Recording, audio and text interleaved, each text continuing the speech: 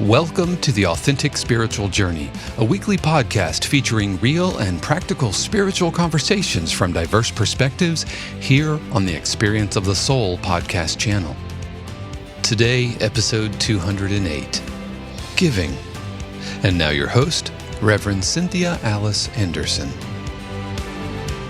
Hello and welcome to The Authentic Spiritual Journey. My name is Cynthia Alice Anderson, also lovingly known as RCA, and I am the host, and I'm here today in 818 Studios with my producer. Hello, everybody. This is Dave Croft, and welcome back to another episode of The Authentic Spiritual Journey. As always, I welcome you to a whole brand new week. I hope that you are doing well, and yeah, I'm just happy to be here. Yes, happy Monday. If you're listening on a Monday, we always do this. But there are some of our listeners that are really dedicated. They literally say to me, I was waiting this morning for the download or the upload, whatever it is. Yeah. And anyway, that's great, friends. Thanks for your support. Also, I meant to say a couple of weeks ago, thank you for everybody who reached out. Do you guys remember that day I was feeling a little low? And I go, maybe I said you said, is it money? No, it's not money. I just feel a little like just vibing low. Like, does anybody care that we're doing this every week? 'Cause I think I was a little discouraged that we had not hit exactly 200,000 yet. And right. I realized that one of the reasons those numbers went up so high is I was doing a daily affirmation. And so many people, were listening to those, and that is awesome. So, but the financial support has to match the time, that it takes. So if somebody's super interested in seeing that again, let me know and let your giving, show that. But the other thing I am considering too is adding a maybe even just once a month, like a deeper meditative process where I take people through a release meditation, like one I recently uploaded on YouTube. It's, the first little bit, it was only up less than 24 hours, 11 or 12, views already, which was kind of surprising. So if that would support you, definitely let us know. But thank you for the reach outs and for the support and the love. And one person said, I so appreciate you, and I'm sorry I let my giving lapse. Hearing you say that, she said, brought me back into integrity with my giving, and I'm going to start re-giving right now. She said, my credit card changed, and I just never got around to it, and she had a move in the midst of there, and just kind of, let it go. So thank you, dear friends, for all that support. And all the ways you support me and our show being on the air. So, but those touch-ins were sweet. Yeah, and we'll have a link to that meditation, that release meditation. Yeah, and it's about 15 minutes long. Yeah. And if you haven't already, go subscribe. Just go subscribe. It's you have a couple of hundred subscribers, which is fantastic, but there are so many good things going on your channel that absolutely last I looked, I had 379, and that seems a little low considering I have 424 videos. And it's just all about word of mouth. So why don't you share it? Why don't you and like liking and subscribing, all of those things are really, really valuable for YouTubers because it helps other people just like you find the channel and find those videos. And so when you subscribe, when you like, when you make a comment, you are telling the YouTube algorithm, that I like You're this. Telling the and AI. Yeah. And then the algorithm says, I bet other like-minded people would like it as well. So all of those things that you hear YouTubers, say in their videos, make sure to smash that subscribe or whatever. Those really do have very real, really real benefits for folks just like, RCA looking to help spread the word. The message. The whole reason for the show is to make the world a better place. And so what I realized, my tendency is to try to do it all myself. And you may have noticed. And I do really need your help in this regard, especially because I can provide, I'm not one of those people, you always see these ads, about providing content. I have more content. I can just sit down and do spiritual teaching and work all day long. But without people sharing it and liking and subscribing, more people won't hear. And I think some people are saturated with my teachings and others have never even heard of it. So, yes, thank you for your support in that and for sharing the word. It's been amazing to realize the global impact we are having in 90 countries, 90 plus, and all of that. So, but as we see what's happening in our world right now, I mean, every day there seems to be another a violent action. I also believe that and know that the more the actions get sensationalized, the more it encourages it. I also know if people knew they were loved, if people knew they were connected to God and to each other, none of these things we're seeing right now would happen. So when I'm talking about spreading our message, it's not so I can have some ego need built. It's not so I can say, oh, I've reached so-and-so. It's so the world can change for the better. And we have to start with our children, actually. You know, when I think of what point somebody has to get to, like we've seen on the news, to start shooting in a crowd of people, the number of people that have thrown away, disregarded, ignored, danger sign after danger sign. It says to me, we have a problem, not just with that individual, with the parenting, with the schooling, with the support systems, with zero rites of passage for our young kids. You know, so this is a problem for all of us, not just we want to say, look what that shooter did. And of course, that's wrong. Of course, that should not happen. But it is a societal issue that it ever got to that point. But when you're part of a community, when you're loved, when you're supported, when you're connected, when you know that God is everywhere, when you know God is in you, nothing like that would ever even cross your mind. Right. You know, and so it's why we do what we do. So today, Dave, give us the title. I could go on that topic for quite a long time. We should. Yeah, that's a whole other topic. No, but today's topic is giving, because we are in a series of episodes on prosperity and giving and all of that. And next week we'll be receiving. So today's episode is giving. Yeah. And friends, I wanted to talk about this. You know, in nearly everything I write, there is a whole chapter or section on giving, because I believe, well, first of all, I should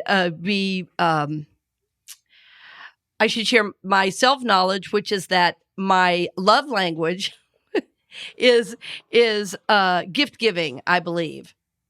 And that said, giving has always been really important to me and to my life. And it's always been really important to me in my relationships with friends, with loved ones, with intimate friends or loved ones. And even in the family I grew up in, I've always loved to give gifts. Like, for instance, one of my favorite things when I was 16 and I was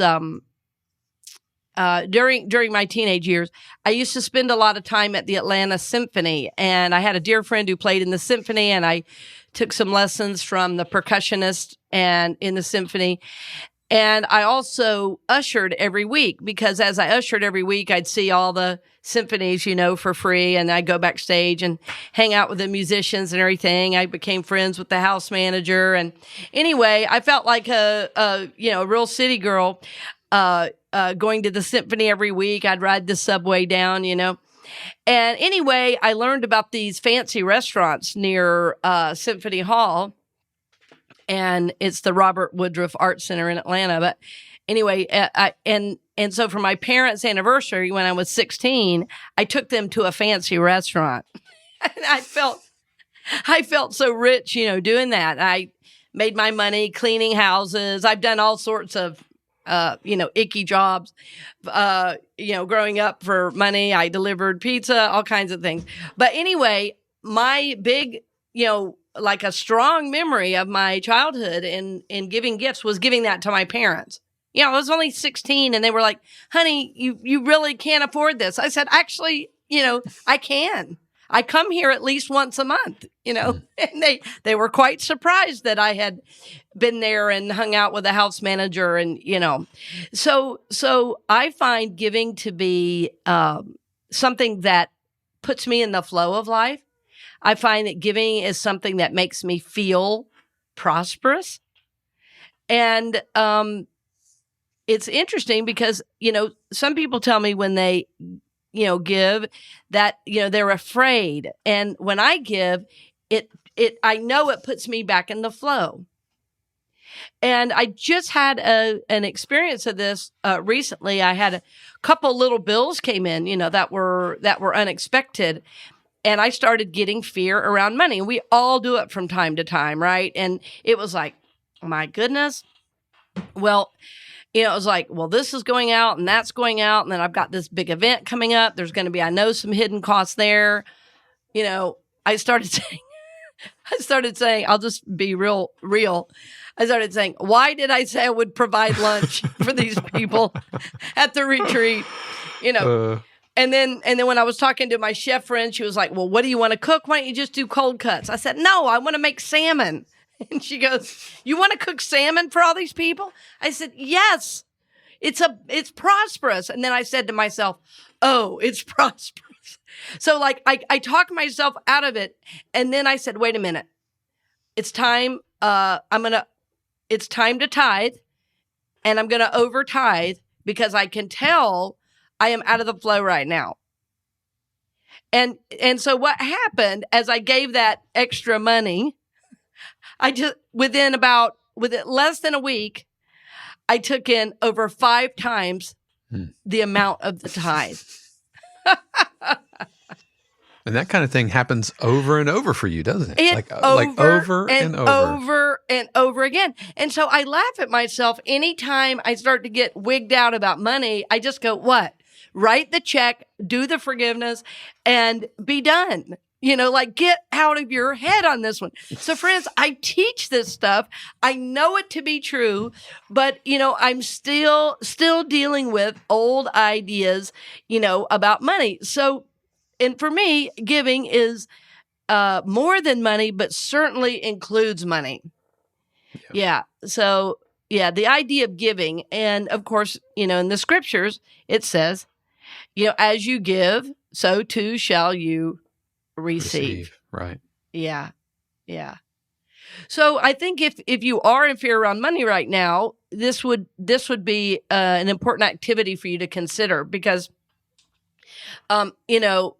anybody who's driving, like I was just talking to, I just came off a family event. And there were a lot of great nieces and nephews and cousins. And so anyway, my niece has this, I love her husband. And he was telling me he drives a really big truck for work. And he's putting $50 a day worth of gas in his vehicle.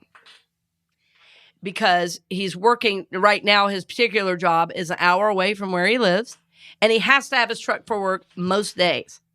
So it would be pretty difficult to not have something triggered around money when you're seeing so much go out, And I think a lot of us are feeling that. I mean, my goodness, sometimes my commute is 2 hours.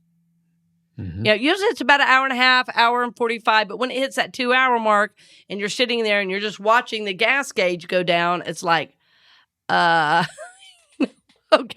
how much this month on gas? Well, when I heard him $50 a day, I said, you know what, boy, I need to just be grateful I'm not spending that. But everything is higher right now. So that said, our lack mentality is going to be more easily triggered, during such a time. So my point is, in this first half, is just to consider, are you in the flow with your giving? And the spiritual teaching is super clear that however you give, whatever way, whatever amounts, whatever, abundance you put to it, that you're going to receive that back. But my experience is I receive far more back than what I give. That's my experience. It's like grace is somehow inherent in all these spiritual laws. And of course, the law of giving really is the law of cause and effect in action. Sometimes it's called the law of circulation. Whatever you put out, we know in science, it's the same thing too. For every action, there's an equal and opposite reaction. It's simply how the universe works. So it's not like you don't have to believe it or not. It's how it works. So whether you believe it or not, the spiritual law exists, and then how you're participating in it is going to be important for how you experience abundance and goodness. And, what I've noticed with people who have a lot of money, and for some reason in my career, I've been fortunate to work with millionaires and billionaires. And what I've noticed about how they think about money is that it's always going to be there, and there's always enough. And I'll say, even just because they have money, it doesn't mean every area of their life is perfect. I've also noticed that. So sometimes we think, well, if I just get more money, everything will be okay. And just read an article the other day, somebody that won like 12 million or something like that just ended up getting put in jail for, I can't even remember what. It's like, if you don't have the consciousness to hold that money, it's, yeah, you get my feeling there. So think about, are you in alignment with this teaching on giving? And is there a way you could put yourself more in the flow of life? Could you put yourself more in the flow of good by your giving? So, you may not be in a spiritual setting right now, say on a Sunday. Well, what you want to think about is, what is inspiring me? What is lifting me up? What is causing me to remember the truth? What is keeping me on track, and give to that. Give to that. Because anytime we give financially, it's like saying to the universe, thank you for this. I want more. Because anything we financially support ensures it will be there for the future. Yeah. So think about, am I in alignment? Am I out of alignment? And even in my case, even though I was certainly in alignment with my giving, I decided to tithe more. And the giving, the more is what felt extravagant. It's what felt abundant. And it's what put me in the flow of prosperity. It was like there was some inherent trust in overgiving. I love the statement, you cannot outgive God. I have proven that over and over and over in my own life. I am a single mother living in the most beautiful neighborhood in Orlando, in an incredible home with an incredible yard, with a safe place to walk. These things matter to me. And where I am at this moment right now in my life is a result of my giving and staying in the flow of God's good for me. So giving is definitely an important part of you knowing your prosperity. So I want this for you, friend. I want you to consider, and you don't have to give to me. Give wherever you're fed. Give wherever give wherever supports you. But what I know right now is, with how tough it is to be in the world with all the bad news, we want to be lifting up those people that are reminding us of the truth. We want to be lifting up those organizations that are a stand for goodness, wholeness, peace, love, connection. And if we don't invest in those things, we're going to be the ones suffering in the future. Yeah, so give that some thought. Am I in alignment with this idea about giving? Am I feeling in the flow of life? If I'm in fear, the first thing I need to do is give. Even if it's a small amount, give. That will begin to move that flow forward and get you more in relationship with the divine in a new way. So we'll talk more about giving as we come back right after this brief message.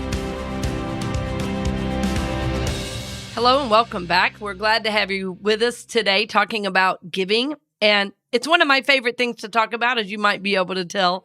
I have a lot of energy about it. And, I'm just amazed at how, really the universe is set up for us to succeed. And the knowledge of certain laws will help us move forward in a really beautiful and powerful way. And I think sometimes we don't know the principle. But now I want to say, if you know the principle, but you're not acting on it, well, then, friends, that's on you. I hate to say it, but that's on you. Yeah. So the universe has already done everything. The laws are already in place.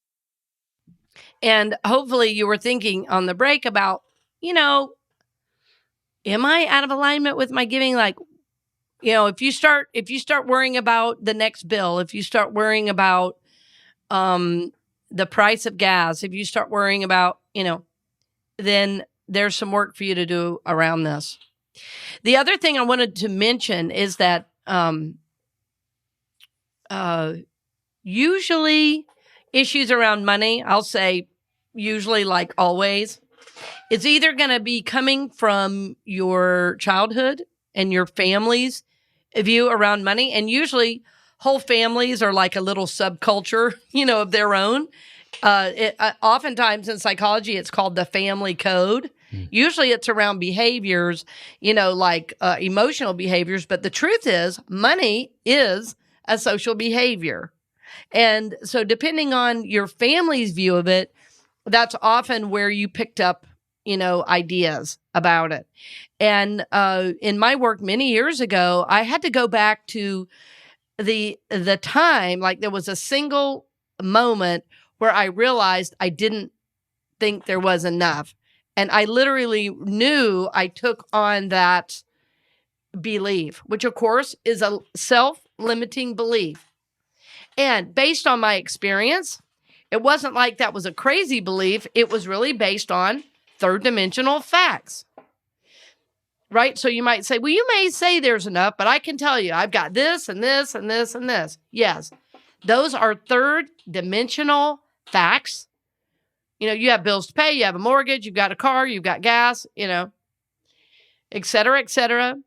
There's things to pay. So I'm not questioning any of that. But what I'm saying is there is a higher reality that's going on as well. So we live in the third dimension, this world. It's where it's the ups and downs, the blacks and the whites, the opposites. Many mystics call this the land of the opposites. I think of it as this is the relative world. This is the matrix, right? But there is a higher reality, the real with a capital R, or the absolute, capital A. In other words, there is a reality that is bigger, wider, more expansive, where anything is possible. And what's hard for us as humans is that those two worlds coexist in us fairly equally, right? We're spirit, soul, and body. And so right now, especially at this time in our culture, we are inundated with messages in a different way than ever before. So I'm going to have you pause that thought and tell you about where I just was and how it took me back probably about 100 years. I was able to go to an area called Hot Springs, North Carolina. Hot Springs is a small little town. I don't know what the number of people is in the town. I'm not sure you could say for sure how many people live in Hot Springs, but I've spoken about it before when I talked about Max Patch, and it was very early on in the podcast. But Hot Springs is where my great-grandmother lived. It is where she taught music at a school there. And in 1916, a man named Cecil Sharp went into the mountains of North Carolina and collected folk songs that had been brought over from England. So you can already see, you're probably already feeling how this is already taking you way back. Mm-hmm. Well, what was interesting is I got to stay in that home, and we got to even play music in that same room. Well, where I should finish that sentence, that same room where the songs had been collected in 1916, and the same piano was even still there. And I slept there. I stayed there in one of the rooms. And so her home was a boarding house, years and years ago, right? In the early 1900s. The home was built in 1840. That's how old it is. And it's called Sunnybank Inn. And it's a retreat and hostel now for hikers on the Appalachian Trail. So having said that, why am I saying that? Well, when I was there, and when even my 15-year-old, we left our phones in the room. And we just experienced life. And because everything around us was so old, we thought differently. My mind was less busy. And we were less inundated with messages from the outside world. So it took us into a different consciousness. And what I noticed is it was very easy to be at peace in that environment. It was very easy to think about, what do I want to do with my time and my energy? Like, I was really inspired to go back and help the owner a little bit on a couple things on the house I felt like I could help with. It's because it's like, without him, we wouldn't have this great family history. So what am I talking about? Am I talking about giving, or am I talking about my family history? Yes. The reason I told you all that is that when life was set up in a way that I was hearing less messages, I didn't have to work as hard to get my consciousness back in alignment with what was good and real and true and godly. So right now in our world, we're told moment by moment, anytime you're looking at news or Instagram or Facebook or all those, I know we talk about that, but we always talk about it because I want to lift you up to the fact that it doesn't have to be that way. You don't have to do that every single day, right? And as you can come, because all those messages are telling you how bad you are, how much you need this product, et cetera, et cetera. And if you can just come out of that, take a break from some of that, then you're going to get real clarity about what's yours to do. You'll get back in the flow nearly immediately. Like, take a whole day off of social media. Imagine a whole week off social media. And it'll put you more in alignment with really who you are and what your purpose is. So think about that, because when what I'm saying about money, it gets triggered, well, then it gets reinforced by all the messages of not enough. Just look at the news today. It will tell you there is not enough. Prices are going up. Why are you not more scared?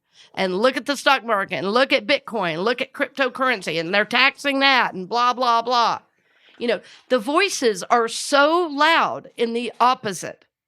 That's why we're here saying, there is enough, I promise. There is enough. Lifting that up, being aware of that, putting yourself in the flow. You have the power to do that, to go beyond what culture says about it. By the way, Hot Springs has 530 people. I was going to say it's got to be under 1,000. Yeah, 530, and is only 3.5 square miles. Yeah. We walked all over the town, while we were there. Yeah. I've been there my whole life. If you've never been to Hot Springs, it's a pleasure. I used to live in North Carolina, and I was never in Hot Springs. I went to school, in Boone, and I never went to Hot Springs. So, yeah, we'll have a link to the Wikipedia page. Lots of really fascinating. Yeah, there's a lot of history there. There's also an internment camp for the Japanese there in World War II. So a lot of, not so fun history as well, like that. But it is a fact, and it is history. But here's the crazy thing: an espresso shop opened. 530 people had to have. Well, it was an art gallery, an espresso shop, and junk store. I mean, a little bit crystals. A little bit of everything. Yeah, the town doesn't know what to make of that. Yeah, so Yeah. I think it was also biker weekend when I was there, by the way, which was also cool. Nearly everybody in town was carrying too, speaking of that. So if you have a problem with seeing people carry guns, that's not going to be the town for you. Yeah. So yeah. So but the home, that Mr. Elmer bought, that was my great grandmother's. He's Buddhist, and it's a real place of peace. I just find that so fascinating, even though he grew up in the church. So a real place of history. And yes, being in that environment was so beautiful. There was a window always open. You could always hear the birds. There were a couple hikers there from the Appalachian Trail. We got to hear a little of their stories.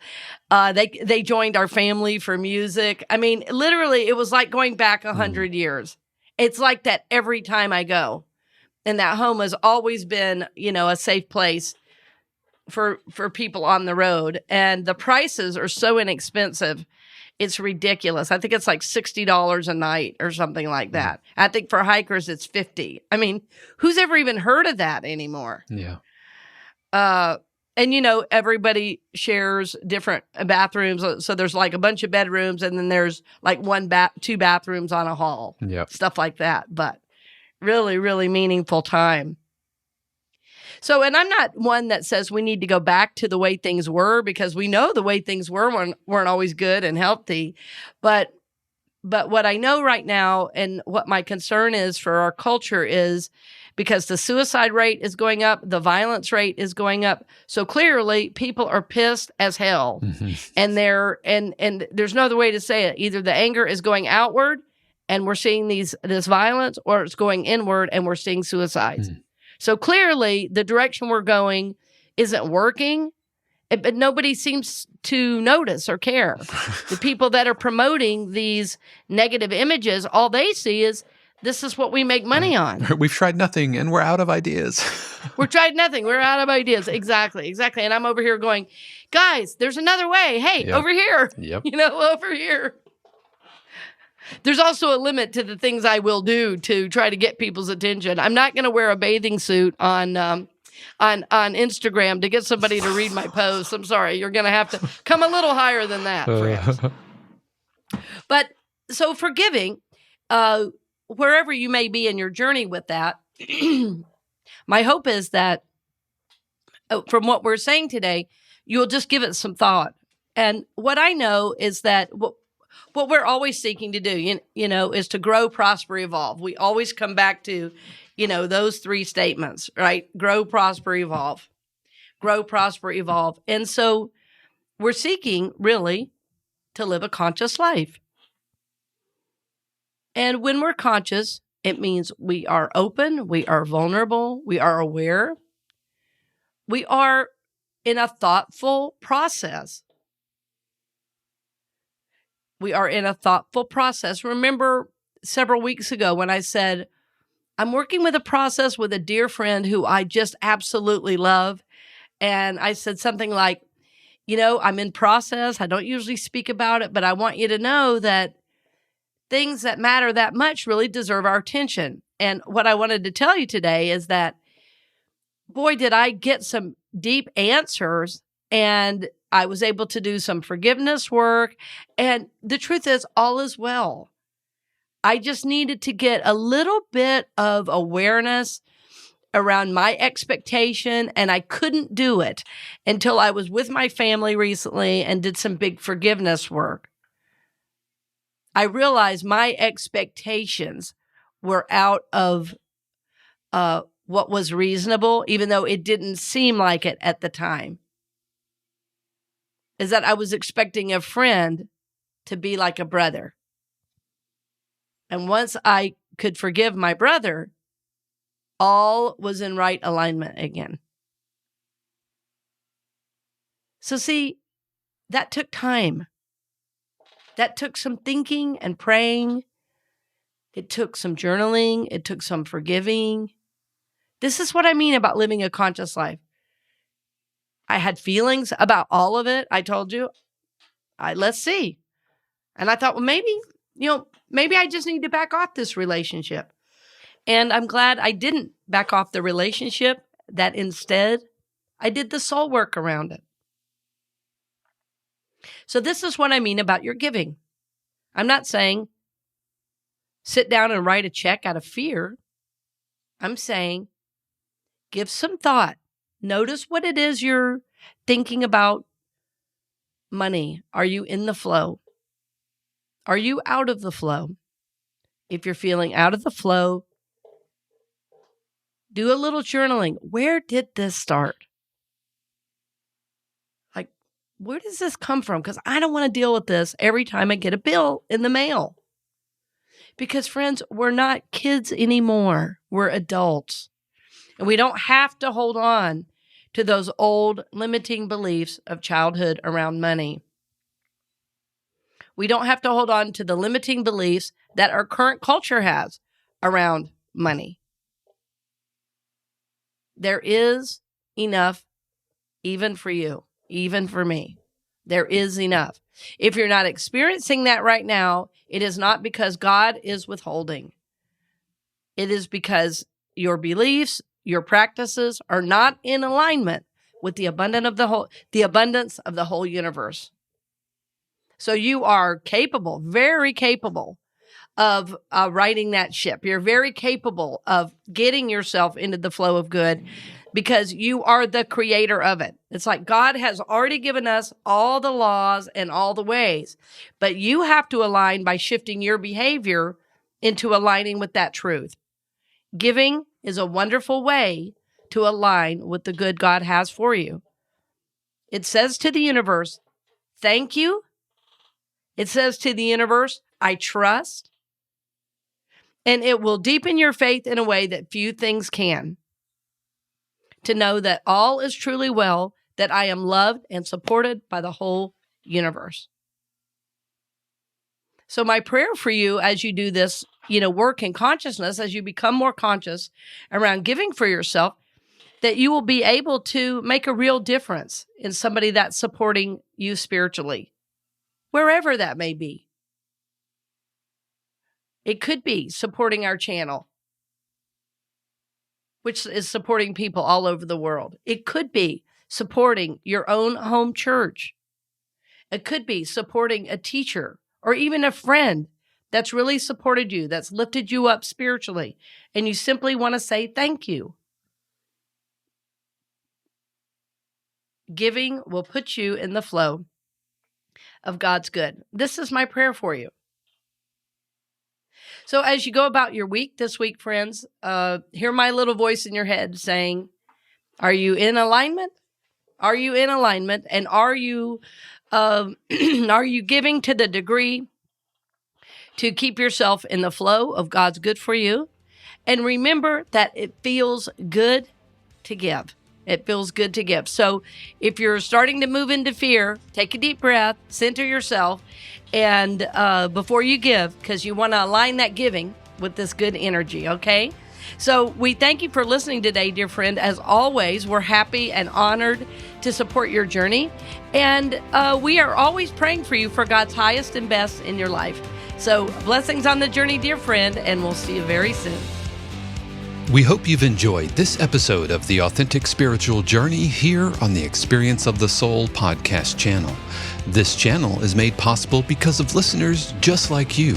If you would like to support the channel with your tax-deductible contribution on an ongoing basis or through a one-time gift, head over to experienceofthesoul.com/support. The Authentic Spiritual Journey is copyright 2022 Cynthia Alice Anderson, all rights reserved. Our theme music is composed by Dave Croft and used with permission from RR Hot Publishing. The Experience of the Soul podcast channel is a production of 818 Studios.